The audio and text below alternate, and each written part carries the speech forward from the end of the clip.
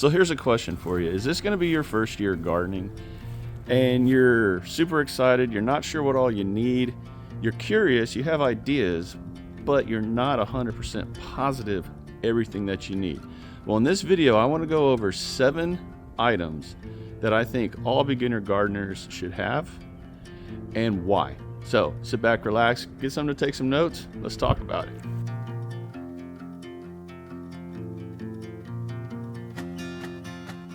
Okay, y'all, it's 27 degrees outside with a wind chill of like 16, so I'm coming inside.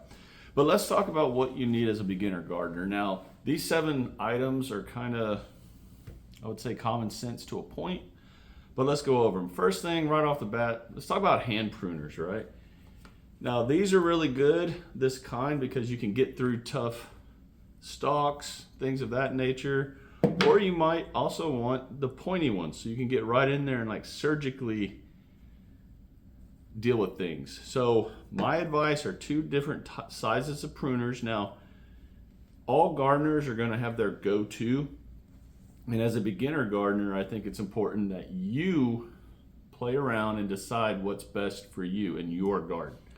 There are really good name brand, expensive pruners like the Falcos. Like Falcos. I don't have any of those. I want them, but that's kind of like the Rolls Royce of hand pruners. I haven't bought them yet. But you can go to Walmart, Home Depot, Lowe's, any big box store and get hand pruners. Those are very important because you're going to need them. Regardless, you are going to need something to cut your vegetables and your plants down, trim your rose bushes, whatever.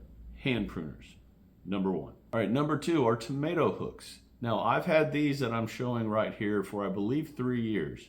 And y'all, these are great. Links for these are down below. You can't go wrong. And the good thing about them is you can just unwound them all the way down as long as you need them and then wrap them back up.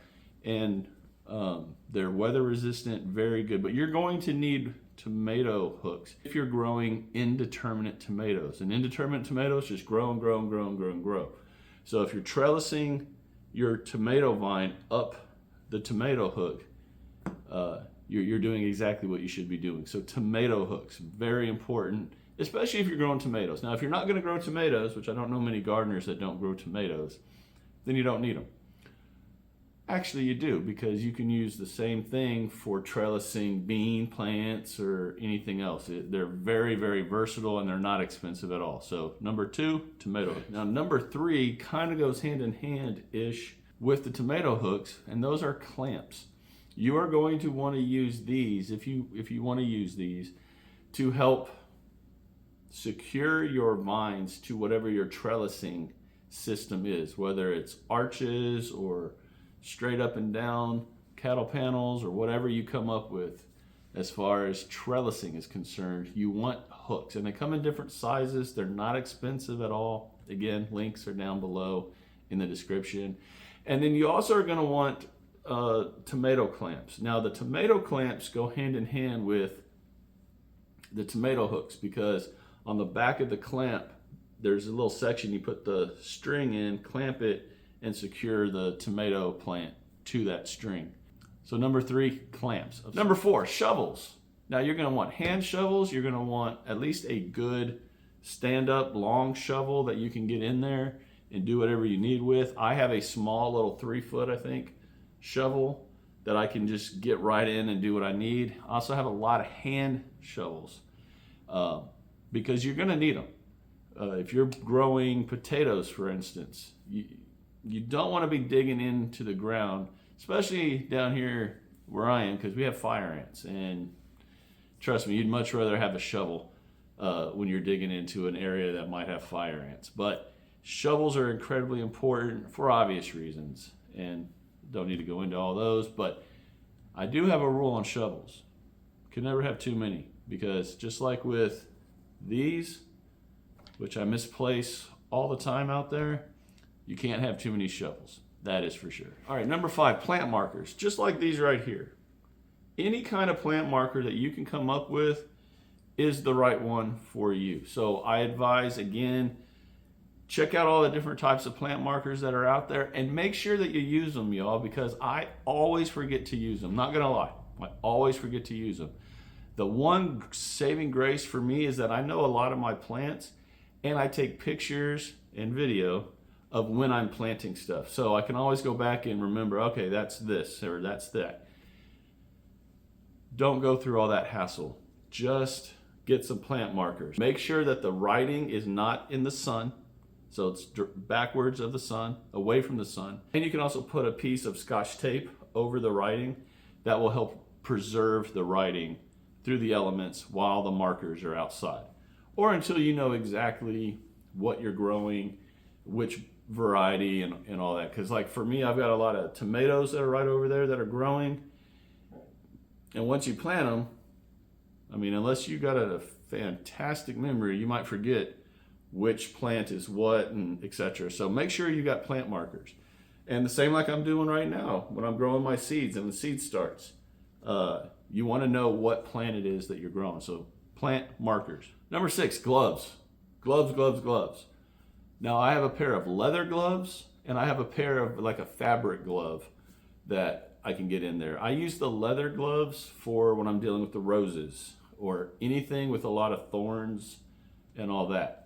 The other gloves I just use whenever I'm about to, like, say, dig up potatoes. That way if I'm digging after using the shovel and I'm digging in, if there's ants, they're on the outside of the gloves, they're not in the gloves. So gloves are important, obviously, for many, many, many reasons.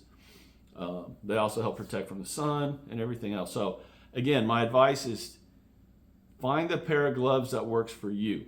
In my experience, you need a good thick pair of, say, leather gloves for when you're dealing with really prickly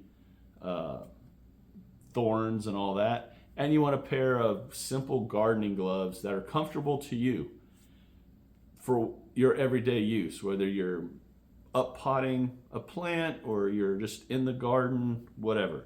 Gloves. Definitely get gloves. And the last thing, number 7, is a cart of some kind. Now, a lot of people use wheelbarrows. I don't like wheelbarrows. They put too much strain on my back. I have a bad back. I don't use wheelbarrows. I love Gorilla carts. This is not sponsored. I'm not sponsored by them, but I love Gorilla carts. So get some sort of a wagon that you can transport stuff around, because picking up a 40-pound bag, 8 times to move them 200 feet, 100 feet, 10 feet can get wearing on you. So get something that is sturdy, that you can change out the tires if you need to, if there's a hole in them or they get flat, you can pump up the tires, whatever you need. Get something that works for you and your garden. But I highly, highly advise spend the extra money on a Gorilla cart because they're so worth it. This one right here that I'm showing, I think I've had for 5 years. And I've changed 2 of the tires out in those 5 years. That's it. This thing is great. It works fantastic. I use it all the time, and it is a legit workhorse. So get a wagon of some kind. I advise a Gorilla cart. Now, a couple things I'm not going over are raised beds, because that is just a give me. Of course, you have to have a bed that you're going to plant into, whether it's on the ground or one of the raised ones that are up high. Your planting bed is a given. My advice on those is play with them. Find out which ones you like the best, whether it's a metal raised bed or it's a cinder block bed or it's a wooden bed. Whatever works best for you, just have fun with the gardening process, because it is a journey, y'all, and you're going to enjoy it. Believe me. A bonus item that I think beginner gardeners should get, or at least know about, are shade cloths. I have been gardening now for 5 years, and this is my 5th year, and 2025 is going to be my 5th year gardening, and this is going to be the first year that I really go hard and heavy on shade cloths.